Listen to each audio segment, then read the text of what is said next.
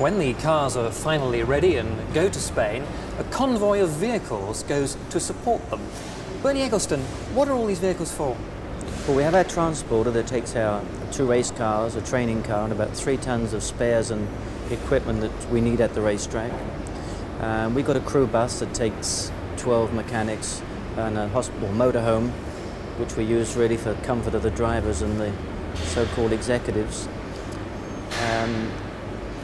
And generally, in Europe, we take a support van as well. And what about the customs? That must be quite a problem, all the paperwork for so much equipment. It's not too, Spain's the worst place. It's not too bad everywhere else because you need to list every single piece of equipment and spares that you take. So you can imagine it's quite a big job. What do you do about refuelling the mechanics at the track? These long hours they have to work sometimes. Well, we try to not refuel them with beverage, but just with food.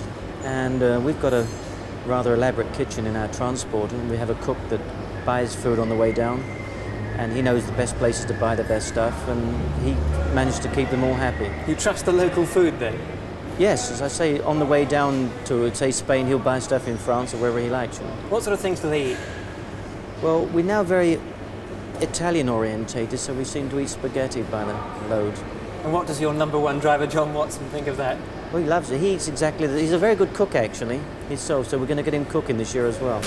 I'm sure a lot of people, Bernie, at home must be wondering how much a competitive Grand Prix car costs these days. Well, it's difficult to say how much does this car cost, but I think you could really work it out that an average good, or one of the top Ford engine teams, probably spends anything from £800,000 to £1 million a year on racing.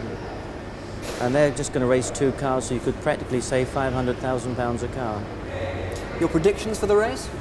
In Spain, I suppose the Ferrari have got to start favourite with Lauda.